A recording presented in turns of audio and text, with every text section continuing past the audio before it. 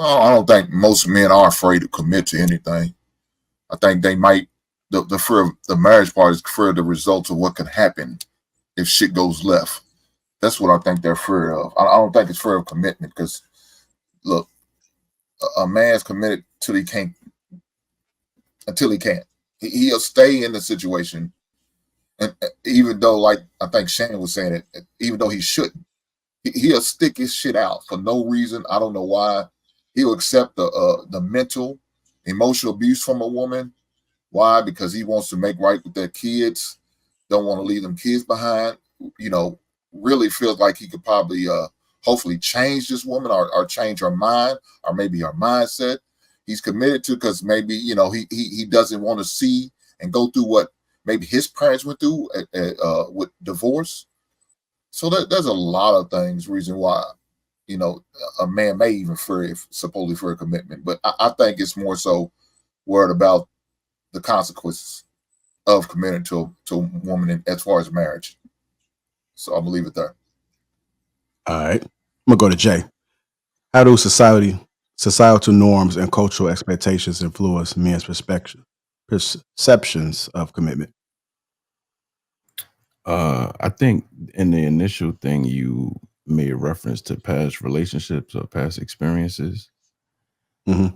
I mean, I think it helps you to identify, red flags on things that, okay, I don't want this moving forward. So if you don't see those things, so you'll wait around to see a person in certain predicaments so you can identify how they'll react or how they'll carry it, how they'll carry themselves in, weathering storms, because it is going to come, but I mean, ultimately in terms of commitment, I mean, I feel like God is a comedian, man. You ever notice when you single, your line is dry, you get into a relationship with something you need. And then while you're in that relationship with something you need, God will beat you over the head with everything you wanted. You know what I'm saying? You in the supermarket, you at the pharmacy, everybody's popping up, smiling at you, looking, giving you the go ahead. But he gave you what you need. You in a relationship with the person that you need, but everything that you've wanted is just knocking your door down.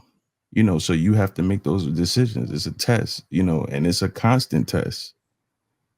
So depending on what stage of your life that you're in, because there's a stage in your life where you're going to make all the mistakes in the world. You're going to tear some shit up, make some people hate you. You're going to be the bad guy.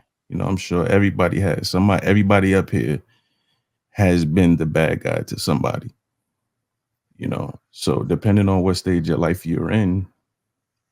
And I think another thing, fear of failure. Some of us get in a relationship, realize we have somebody that we can see ourselves married to, that we do. If you're serious, you've processed it in your head. Like, yeah, I can see myself with this person. But then now it's, you kind of talking yourself out of it. Well, what ifs, all these what ifs. So, we don't want to fail, especially with something that we shouldn't fail with. Like if it's somebody that everybody is clearly telling you, though, I don't know about that. If you fail with that, then it's like it was expected. But if it's something that was like handcrafted for you and you fuck it up, I mean, that's, a heavy burden to carry, because then it's all on you. Why'd you mess that up? So I think it's a myriad of reasons why we fear. It just depends on your maturity and the stage of your life. What Bruiser was saying about support system of men, I think that's another thing that's based on maturity too.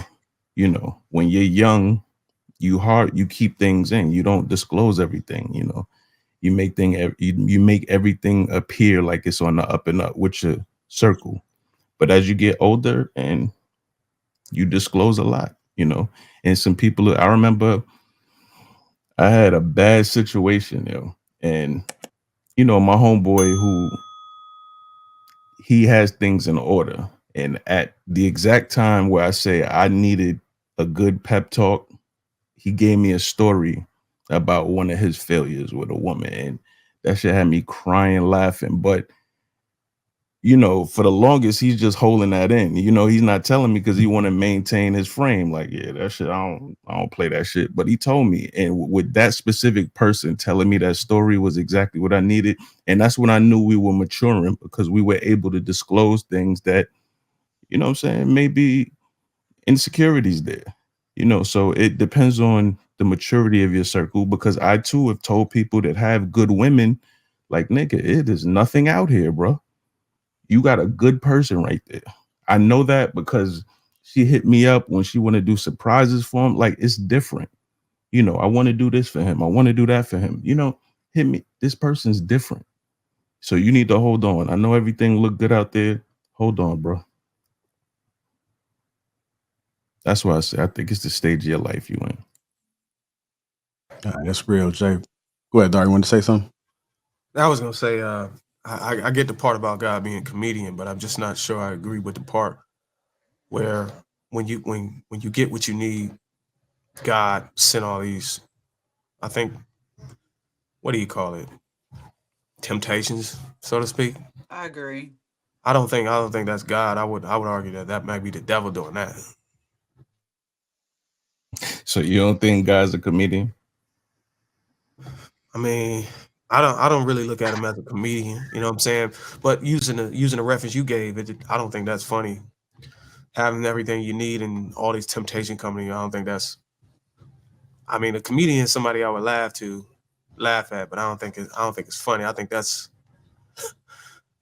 living miserably, man. Like, you got everything you need and all this shit coming that you want. Especially given you don't even know how to use your discernment to make the right judgment. I don't think it's nothing funny about that. But I think the level of maturity you have, you'll know whether it's a test or not. When you're younger, you may fail when you're less informed. But I think whether it's God or the devil, you understand that you have what you need. Okay, I agree with think it's that. But neither. I believe that God may be using the devil to test his saints, maybe, in a way. He allow the devil to test his saints, maybe. I mean, I think we got our own will, and the devil has his play in it, and God has his play in it, and it's all up to us to choose, which route we want to take.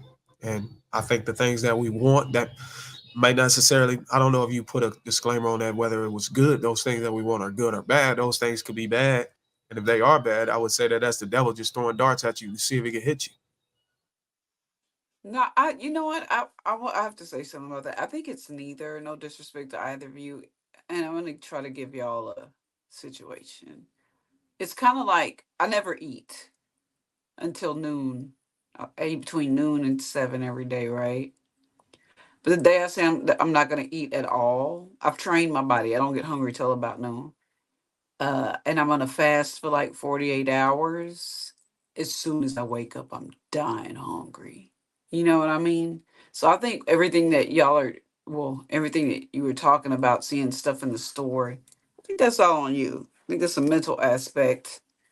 I don't think it's the God or the devil. I just think it's you being in a committed relationship, and now that um you noticing a lot more things you probably didn't notice when the world was your oyster, was your stage, and you could do whatever you want. Now that you on lockdown, quote unquote, or in a relationship or in a commitment, these people seem more tempting to you. Like food is more tempting on a fast. So I mean, I don't know. I don't think it's either the God or the devil. I think we as human beings just trip up our own selves.